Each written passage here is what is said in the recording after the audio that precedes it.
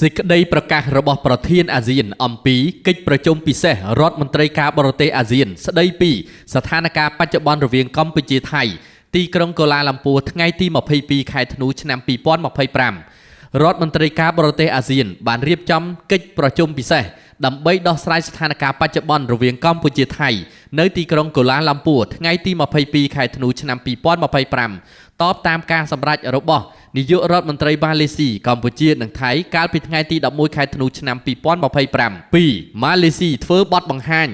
សង្ខេបជូនកិច្ចប្រជុំស្ដីពីកិច្ចខិតខំប្រឹងប្រែងរបស់នាយករដ្ឋមន្ត្រីអាន់វ៉ាអ៊ីប្រាហ៊ីមក្នុងនាមជាប្រធានអាស៊ានសម្ដៅជំរុញឲ្យកម្ពុជានិងថៃបញ្ឈប់នៅអរិភាពទាំងឡាយក្រុមអ្នកសង្កេតការណ៍អាស៊ាន AOT បានធ្វើរបាយការណ៍សង្ខេបជូនកិច្ចប្រជុំផងដែរស្របតាមអាណត្តិរបស់ខ្លួនចំពោះកម្ពុជានិងថៃក៏បានលើកអំពីជំហររៀងៗខ្លួន3កិច្ចប្រជុំបានវាយតម្លៃខ្ពស់ចំពោះតួនាទីបូរេសកម្មនិងការបន្តចូលរួមរបស់ឯកឧត្តមនាយករដ្ឋមន្ត្រីអាន់វ៉ាអ៊ីប្រាហ៊ីមនិងឯកឧត្តមប្រធានាធិបតីដូណាល់ត្រាំព្រមទាំងការរួមចំណែកយ៉ាងសកម្មពីប្រទេសសមាជិកអាស៊ាននិងប្រទេសចិនក្នុងការជំរុញឲ្យមានដំណោះស្រាយដោយសន្តិវិធីចំពោះស្ថានភាពដែលកំពុងបន្តវិវត្តទៅមុខកិច្ចប្រជុំទទួលបាននូវការលើកទឹកចិត្តដោយសម្ដេចធិបតីនាយករដ្ឋមន្ត្រីហ៊ុនម៉ាណែតនិងឯកឧត្តមនាយករដ្ឋមន្ត្រីអនុទីនឆាន់វីរៈកុល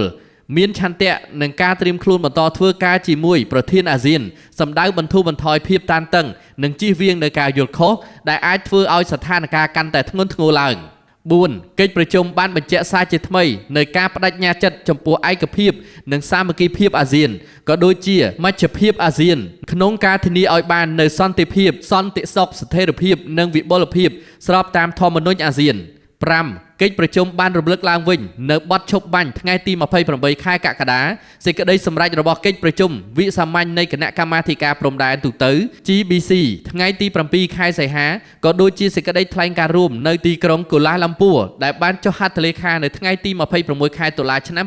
2025និងបានជំរុញឲ្យកម្ពុជានិងថៃអនុវត្តឲ្យបានពេញលេញនិងប្រកបដោយប្រសិទ្ធភាព6កិច្ចប្រជុំបានសម្ដែងការព្រួយបារម្ភយ៉ាងខ្លាំងចំពោះការបន្តអូសបន្លាយភាពតានតឹងនិងអរិភាពដែលបានបង្ដាលឲ្យមានការបាត់បង់ជីវិតនិងរបួសយ៉ាងច្រើនការបំផ្លិចបំផ្លាញហេដ្ឋារចនាសម្ព័ន្ធស៊ីវិលនិងការជម្លៀសជនស៊ីវិល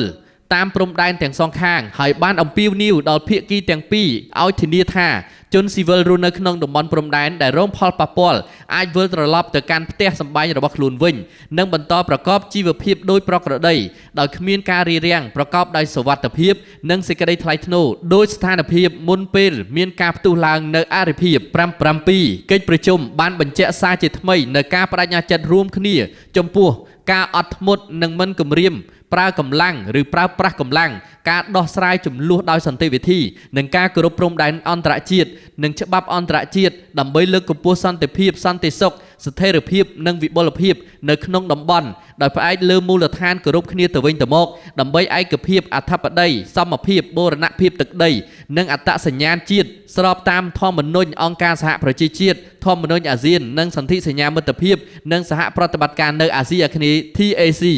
8កិច្ចប្រជុំបានជំរុញឲ្យកម្ពុជានិងថៃអនុវត្តការអត់ធ្មត់អតិបរមានិងបោះជំហានជាបន្ទាន់ឆ្ពោះទៅរកការបញ្ឈប់នៅគ្រប់ទម្រង់នៃអរិភាព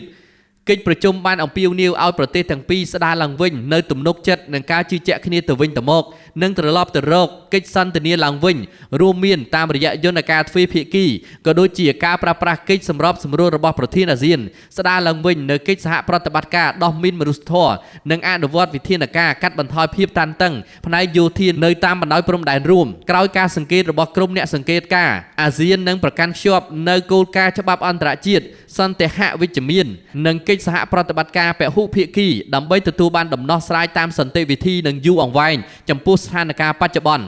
9រដ្ឋមន្ត្រីការបរទេសអាស៊ានបានស្វាគមន៍កិច្ចពិភាក្សាស្ដីពីការអនុវត្តឡើងវិញនៅបទឈប់បាញ់និងការបញ្ឈប់នៅអរិភាពទាំងឡាយគណៈកម្មាធិការព្រំដែនទូទៅនឹងកោះប្រជុំវិសាមញ្ញនៅថ្ងៃទី24ខែធ្នូឆ្នាំ2025ដើម្បីពិភាក្សាអំពីការអនុវត្តនិងការផ្ទៀងផ្ទាត់បទឈប់បាញ់រដ្ឋមន្ត្រីការបរទេសអាស៊ានបានបង្ហាញអំពីក្តីសង្ឃឹមចំពោះការកាត់បន្ថយអរិភាពទាំងឡាយឲ្យបានឆាប់តាមដែលអាចធ្វើទៅបាន